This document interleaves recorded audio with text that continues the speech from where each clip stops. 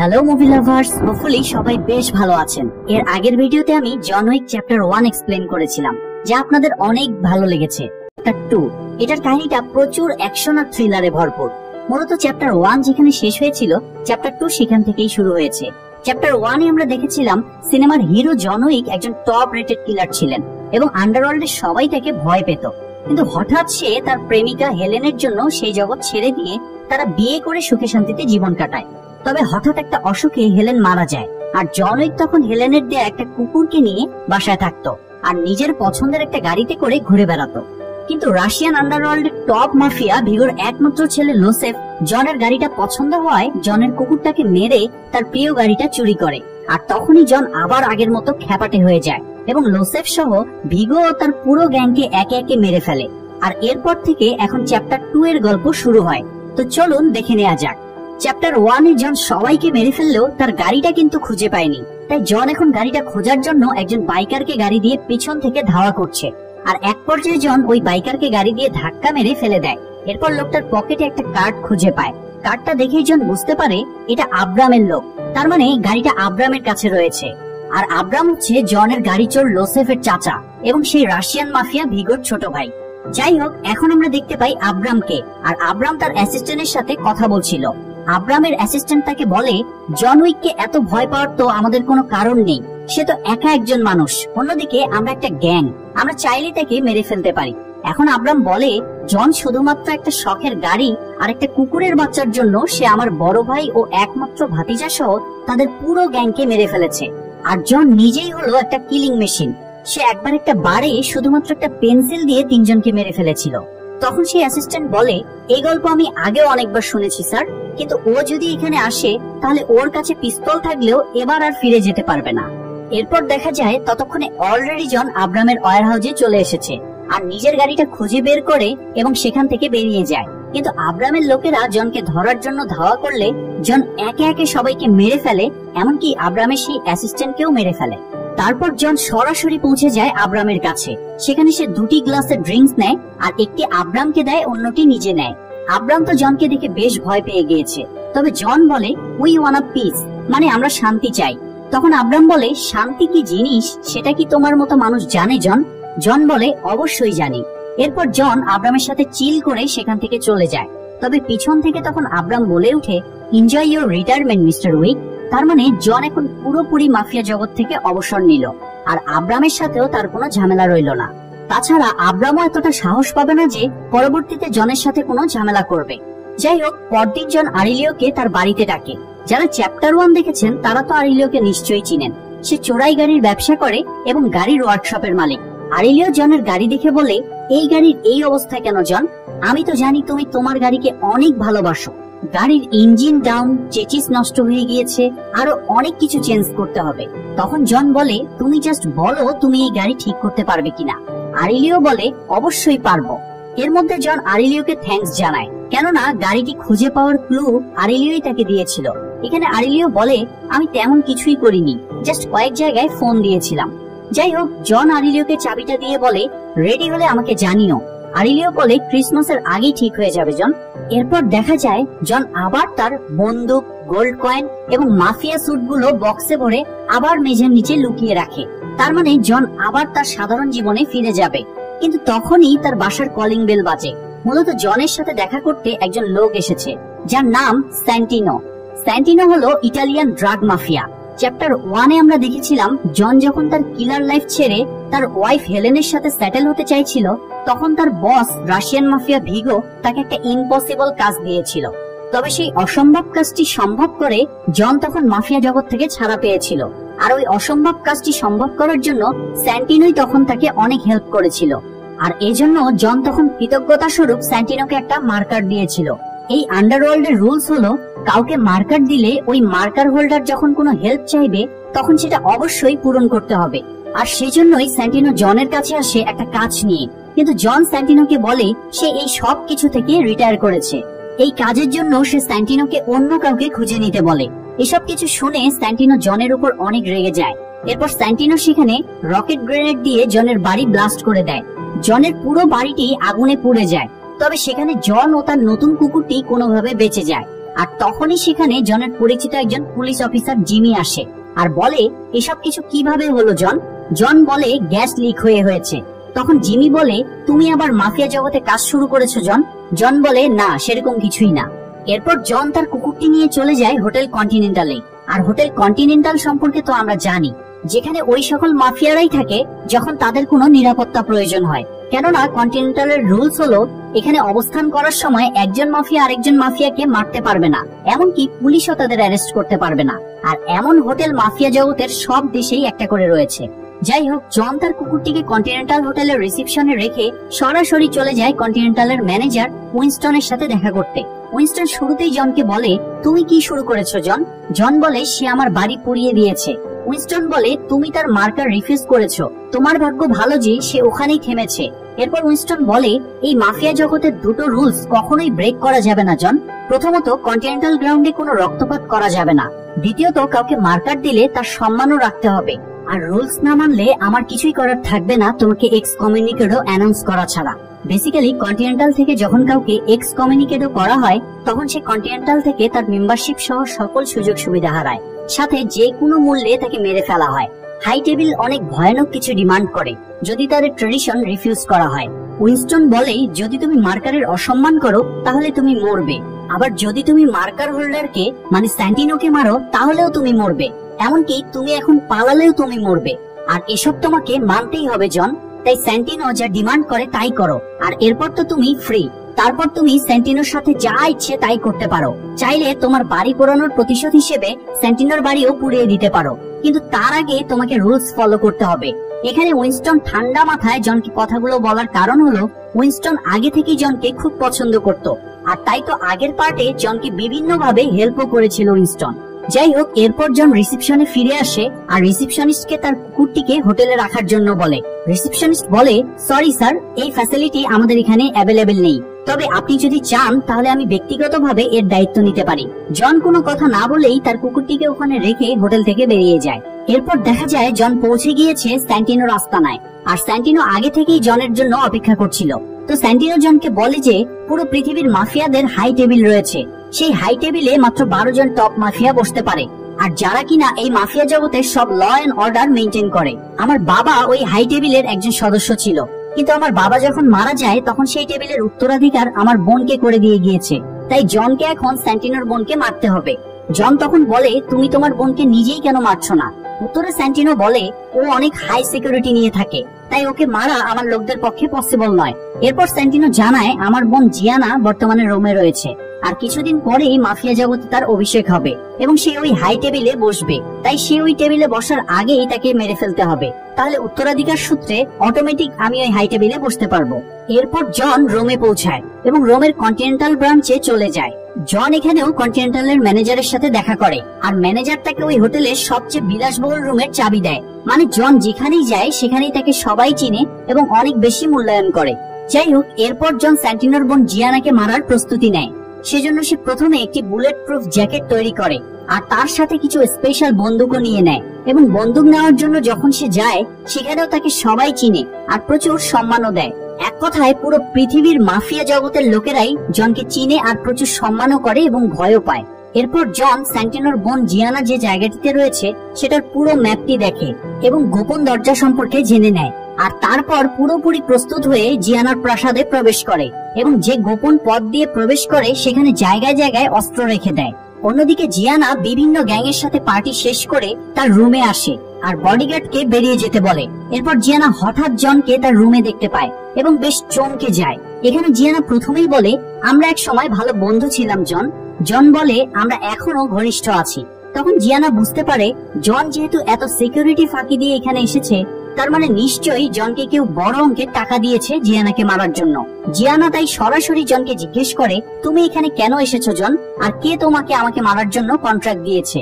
তখন জন বলে তোমার ভাই স্যান্টিনো আমাকে বাধ্য করেছে তোমাকে মারার জন্য, কারণ আমি তাকে একবার মার্কার দিয়েছিলাম। এটা শুনে জিয়ানা খুব কষ্ট পায়। জিয়ানা জানে সে জনের হাত থেকে বাঁচতে পারবে না, তাই সে জনকে বলে দেখো আমি মৃত্যুটা নিজের আত্মমর্যাদা নিয়েই মরতে চাই। তাই জিয়ানা তার পোশাক ছেড়ে শান্তভাবে বাথটবে বসে আর ছুরি দিয়ে নিজেই নিজের হাতের রক কেটে দেয়। তবে মারা যাওয়ার আগে সে জনকে বলে তুমি স্যান্টিনোকে মার্কার দিয়েছো ঠিক আছে, কিন্তু যদি এর বদলে সে তোমার স্ত্রী হেলেনকে মারতে বলতো তাহলে কি তুমি সেটা মানতে পারতে?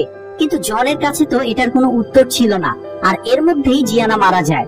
আর তখন জন যে তাকে মেরেছে এটা প্রমাণের জন্য মৃত জিয়ানার মাথায় জন একটা গুলি করে আর ওই রুম থেকে বেরিয়ে আসে। তবে জন যখন বের হয় তখন জিয়ানার বডিগার্ড ক্যাসিয়ান তাকে দেখে এবং তারা পূর্ব পরিচিত হওয়ায় একে অপরকে চিনে ফেলে। ক্যাসিয়ান তাকে বলে, তুমি এখানে, তুমি কি আবার কাজ শুরু করেছো নাকি জন? তখন জনের উপর তার সন্দেহ হয় আর দুজনেই দুজনকে গুলি করে, কিন্তু দুজনের বডিতেই বুলেট প্রুফ জ্যাকেট ছিল, তাই দুজনেই বেঁচে যায়। তারপর জন সেখান থেকে পালাতে থাকে, তবে জিয়ানার লোকেরা তার উপরে আক্রমণ করে আর জন তাদেরকে মেরে আবার সেই গোপন রাস্তা দিয়ে বের হতে থাকে। কিন্তু সেখানেও জন নতুন এক বিপদে পড়ে, কারণ স্যান্টিনোর লোকজনও তাকে মারার জন্য সেখানে অপেক্ষা করছে। তার মানে স্যান্টিনো এখানে জনকে সরিয়ে দিতে চাইছে। যাই হোক, স্যান্টিনোর লোকজন জনকে মারার জন্য ধাওয়া করলে জন আবার সেখান থেকে কোনো মতে পালিয়ে চলে আসে শহরের দিকে। তবে সেখানে এসে জন আবার ক্যাসিয়ানের সামনে পড়ে, তাই দুজনের মধ্যে আবারও ফাইট শুরু হয়। ফাইট করতে করতে তারা সেখানকার মানে রোমের কন্টিনেন্টাল ব্রাঞ্চে পৌঁছে যায়। তখন কন্টিনেন্টালের মেম্বাররা এসে তাদেরকে বোঝায় রুলস অনুযায়ী কন্টিনেন্টাল গ্রাউন্ডে কোন রকম খুন খারাপি করা যাবে না। এরপর দেখা যায় জন আর ক্যাসিয়ান কন্টিনেন্টালের বারে বসে নিজেদের মধ্যে কথা বলতে থাকে। জন ক্যাসিয়ানকে বলে, এটা করা ছাড়া আমার আর কোনো রাস্তা ছিল না, কারণ আমি স্যান্টিনোকে একটা মার্কার দিয়েছিলাম আর সেটার ফিডব্যাক দেওয়ার জন্য সে আমাকে চাপ দিচ্ছিল, আর রুলস মানতে আমিও বাধ্য হয়েছিলাম। এটা শুনে ক্যাসিয়ানও সবকিছু বুঝে যায়। তবে ক্যাসিয়ান জনকে বলে, তুমি এখন এটা ভেবো না যে তুমি আমার কাছ থেকে মুক্তি পেয়েছো। জিয়ানাকে মারার বদলা আমি অবশ্যই নিব, কারণ আমারও এটা প্রফেশনাল দায়িত্ব। এরপর ক্যাসিয়ান সেখান থেকে চলে যায়। তবে দেখা যায় যে স্যান্টিনোর পাঠানো সেই মেয়েও সেখানে জনের দিকে লক্ষ্য রাখছে। এর মধ্যে স্যান্টিনো সেখানে জনকে ফোন করে বলে যে তুমি আমার বোনকে মেরেছো আর এর জন্য তোমাকেও মরতে হবে। জন তার কোনো কথা না শুনে ফোনটা কেটে দেয়। এখানে স্যান্টিনো জনকে ধোঁকা দেয়, কারণ স্যান্টিনো ভালো করেই জানে জন তার বাড়ি পোড়ানোর বদলা অবশ্যই নিবে, তাই সে জনকে তার বোনের হত্যার অজুহাতে মারতে চায়। স্যান্টিনো জনকে মারার জন্য $7 মিলিয়ন কন্ট্রাক্ট ওপেন করে, আর কয়েক মিনিটের মধ্যে এই কন্ট্রাক্ট নিউ ইয়র্কের সব কিলারদের ফোনে পৌঁছে যায়। এরপর দেখা যায় উইনস্টন স্যান্টিনোর সাথে দেখা করে আর স্যান্টিনোকে বলে জন তার টাস্ক পূরণ করেছে, তাই এখন তুমি তাকে মার্কার থেকে ফ্রি করে দাও। স্যান্টিনো পেপারে সাইন করে জনকে মার্কার থেকে ফ্রি করে দেয়। উইনস্টন তখন স্যান্টিনোকে বলে, তোমার কোনো ধারণাই নেই স্যান্টিনো, তুমি আসলে কি করেছো। তখন স্যান্টিনো বলে, জন এখন আর বাঁচবে না, নিউ ইয়র্কের কোনায় কোনায় আমার লোকজন এবং কিলাররা তাকে খুঁজে বেড়াচ্ছে। উইনস্টন বলে, জন এখন মার্কার থেকে ফ্রি, আর তুমি জানো ও এখন সবার আগে কি করবে। যাই হোক, এখন তোমাকে শুধু তোমার ভাগ্যই বাঁচাতে পারে। অন্যদিকে জনও জানতে পারে তাকে মারার জন্য $7 মিলিয়ন ঘোষণা করা হয়েছে, আর নিউ ইয়র্কের সব কিলাররা তাকে খুঁজছে। তখন জনও বলে, যেই আসুক না কেন এক এক করে সবাইকেই মেরে ফেলবো। এরপর জন রোম থেকে নিউ ইয়র্কে ফিরে আসে। নিউ ইয়র্কে ফেরার পর সেখানে কিলাররা তার উপরে আক্রমণ করে। সেখানে খুবই সুন্দর একটা ফাইট চলতে থাকে। জন একে একে সেখানকার সব কিলারদের মেরে ফেলে। তবে ক্যাসিয়ান সেখানে আবারও জনের উপরে হামলা করে। সেখানে আবারও তাদের মধ্যে ফাইট চলতে থাকে, আর সেই ফাইটও জন জিতে যায়। তবে জন এখানে ক্যাসিয়ানের বুকে চাকু ঢুকিয়ে তাকে জীবিতই ছেড়ে দেয়, কারণ ক্যাসিয়ান তার খুব ভালো বন্ধু ছিল আর জন তাকে রেসপেক্টও করত। কিন্তু জন যখন বের হয় তখন স্যান্টিনোর লোকেরা তাকে আক্রমণ করে, আর জনও তখন খুব আহত ছিল। তাই ওই মুহূর্তে জন স্টেশনের পাশে বসে থাকা এক ভিখারির কাছে যায় আর তাকে একটা মাফিয়া কয়েন দিয়ে বলে, আমাকে ওর কাছে নিয়ে চলো। ভিখারি তখন জনকে লুকিয়ে ফেলে আর স্যান্টিনোর লোকদের মেরে দেয়। তার মানে এটা কোনো সাধারণ ভিখারি নয়, মূলত সে একজন মাফিয়া এজেন্ট। তো এরপর আমরা দেখি প্রথমে তারা জনকে প্রাথমিক চিকিৎসা দেয়, আর এরপর তাদের বস বাউরি কিং এর কাছে নিয়ে আসে। বাউরি কিং ও মাফিয়া জগতের এক বড় গ্যাং চালায়। তবে বাউরি কিং জনকে খুব শ্রদ্ধা করে, কারণ অনেক আগে একবার জন বাউরি কিং কে মারতে এসেছিল, কিন্তু বাউরি তার কাছে জান ভিক্ষা চেয়েছিল জন্য জন তাকে তখন ছেড়ে দিয়েছিল, এবং তার চিহ্ন বাউরির গলায় এখনো রয়েছে। যাই হোক, জন এখানে স্যান্টিনোকে মারার জন্য বাউরির হেল্প চায়, কিন্তু বাউরি বলে, আমি তোমাকে হেল্প করতে পারবো না জন, উল্টো আমি তোমাকে এখন ধরিয়ে দিলে $7 মিলিয়ন পাবো। কিন্তু জন তখন বলে, স্যান্টিনো হাই টেবিলের মেম্বার হচ্ছে। স্যান্টিনো যদি হাই টেবিলের মেম্বার হয় তাহলে তুমি কি ভেবেছো সে কি তোমাকে বাঁচিয়ে রাখবে? সে তোমার চিরশত্রু, সে তোমার সব গ্যাংকে মেরে ফেলবে। আর আমি যদি এখন স্যান্টিনোকে মেরে ফেলি তাহলে তুমি একটা ভালো পজিশনে থাকবে। কিন্তু স্যান্টিনো যদি একবার হাই টেবিলে বসে যায়, তখন যদি আমরা তাকে মারি তাহলে তখন তো হাই টেবিলের সকল মাফিয়ারা আমাদের মেরে ফেলবে। এসব শুনে বাউরি কিং বুঝতে পারে আর জনের কথায় রাজি হয় যে স্যান্টিনোকে দ্রুত মারতে হবে। এরপর সে জনকে সেন্টিনোর লোকেশন বলে দেয় আর সেই সাথে জনকে একটা বন্দুক দেয়। তবে বন্দুকের 7টা গুলির জন্য বাউরি জনের কাছ থেকে সেই $7 মিলিয়ন দাবি করে। জন এটাতে রাজি হয় আর বন্দুক নিয়ে পৌঁছে যায় সেন্টিনোর লোকেশনে। সেখানে সে সেন্টিনোর উপর হামলা করলে সেন্টিনো সেখানে নিজের জান বাঁচিয়ে পালাতে থাকে। জনও সেখানে তার সব বডিগার্ডদের মারতে মারতে সেন্টিনোকে ধাওয়া করতে থাকে। এরপর জন একটা রিফ্লেকশন ওয়ালা রুমে এসে পৌঁছায় যেখানে চারিদিকে মিরর লাগানো ছিল আর সেন্টিনো সেখানেই ছিল। সেন্টিনো জনকে বলে, আমাকে মেরে এখন কোনো লাভ নেই, বরং এর ফলে তুমি আরো বেশি সমস্যায় পড়ে যাবে। হাই টেবিলের মেম্বাররা তোমাকে ছাড়বে না। এছাড়াও সেন্টিনো জনকে বলে, তোমার বদলা নেওয়ার নেশা হয়ে গিয়েছে জন। জন সেন্টিনোকে বলে, তুমি আমাকে আবার এমনটা বানিয়েছো, তাই আমি এমন হয়েছি। এর মধ্যে সেখানে সেন্টিনোর টিমের সেই মেয়েটি এসে সেন্টিনোকে সেখান থেকে সেফলি বের করে দেয়। এরপর নিজে জনের সাথে ফাইট করতে গেলে জনের হাতে মার খেয়ে সেও মারা যায়। অন্যদিকে সেন্টিনো চলে আসে নিউ ইয়র্কের কন্টিনেন্টাল ব্রাঞ্চে আর সে উইনস্টনকে বলে, আমি সামনে হাই টেবিলের মেম্বার হতে যাচ্ছি আর জন আমাকে মারতে এসেছে, তাই কন্টিনেন্টাল থেকে জনের মেম্বারশিপ বাতিল করা হোক। উইনস্টন তাকে বলে, আমি এরকম কিছুই করতে পারবো না, কারণ জন তার কোনো রুলস ব্রেক করেনি। তাছাড়া সেন্টিনো এর থেকে বেশি কিছু ডিমান্ড করতে পারবে না, কারণ কন্টিনেন্টাল শুধুমাত্র উইনস্টনের কথা চলে। এদিকে জন সেন্টিনোকে খুঁজতে খুঁজতে কন্টিনেন্টালে এসে পৌঁছায়। জন দেখে সেন্টিনো সেখানে বসে লাঞ্চ করছে। সেন্টিনো জনকে দেখে ভয় পাচ্ছে না, কারণ সে জানে কন্টিনেন্টালে জন তাকে কিছুই করতে পারবে না। তবে উইনস্টন সেখানে জনকে দেখে স্বাভাবিক মনে হয় না, তাই উইনস্টন জনকে উল্টোপাল্টা কিছু করতে মানা করে। কিন্তু জন কোনো কথা ছাড়াই সেন্টিনোর দিকে ঘুরে তাকায় আর তাকে শুট করে দেয়। এটা দেখে উইনস্টন পুরো চমকে যায় আর বলে, জন তুমি এটা কি করলে? তখন জন তাকে বলে, সেন্টিনো যা শুরু করেছিল আমি জাস্ট সেটাই শেষ করলাম। এরপর জন হোটেলের রিসেপশনিস্টের কাছ থেকে তার কুকুরটিকে নিয়ে সে তার বাড়িতে ফিরে আসে। কিন্তু সেন্টিনো তো তার বাড়ি পুড়িয়ে দিয়েছিল, তাই তার বাড়ি এখন বিধ্বস্ত অবস্থায় পড়ে আছে। আর জন তখন তার ওয়াইফের শেষ চিহ্ন একটা লকেট হাতে নিয়ে সেখানেই বসে পড়ে। এরই মধ্যে সেখানে চলে আসে কন্টিনেন্টালের রিসেপশনিস্ট। সে জনকে সাথে নিয়ে গাড়িতে করে উইনস্টনের কাছে নিয়ে যায়। উইনস্টন জনকে বলে, তোমাকে মারার কন্ট্রাক্ট ডাবল করে দিয়েছে, মানে $14 মিলিয়ন করা হয়েছে। আর এই কন্ট্রাক্ট এখন ইন্টারন্যাশনাল হয়ে গিয়েছে, মানে জন পৃথিবীর যেখানেই যাক সেখানেই কিলাররা তাকে মেরে ফেলবে। এরপর জনের জন্য কন্টিনেন্টালে কি শাস্তির ব্যবস্থা করা হয়েছে তা জন জানতে চায়, মানে জন কন্টিনেন্টালে আর কোনো নিরাপত্তা পাবে কিনা। উইনস্টন বলে, তুমি কন্টিনেন্টালের গ্রাউন্ডে সেন্টিনোকে মেরেছো, তাই আমার কাছে তো তুমি কোনো অপশনই রাখোনি তোমাকে এক্স কমিউনিকেটর ডিক্লেয়ার করা ছাড়া।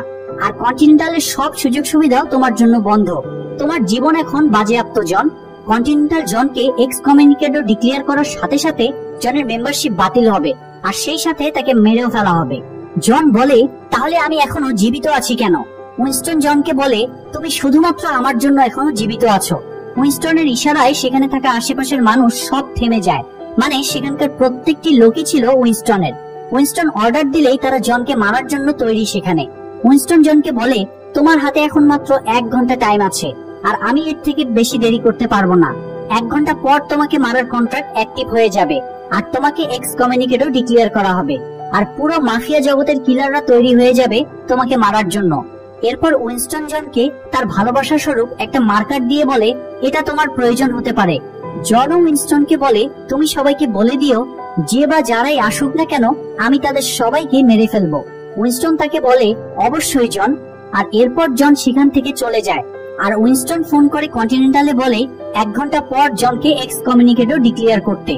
জন তার কুকুরটিকে নিয়ে রাস্তা দিয়ে দৌড়তে দৌড়তে পালাতে থাকে আর সেখানে রাস্তার পাশে ছদ্মবেশে থাকা সব কিলাররা তাকে দেখতে থাকে, কারণ 1 ঘন্টা পরেই জনের কন্ট্রাক্ট অ্যাক্টিভ হয়ে যাবে আর পুরো মাফিয়া জগৎ তাকে মারার জন্য তার পিছনে পড়ে যাবে, কারণ জনকে মারতে পারলেই তো $14 মিলিয়ন পাওয়া যাবে। আর এই সাসপেন্সের মধ্য দিয়ে পার্ট 2 এখানেই শেষ হয়। তার মানে পার্ট 3 আরো অনেক বেশি সাসপেন্সে ভরপুর। ডিয়ার ভিউয়ার্স, আপনারা পার্ট 3 দেখতে চান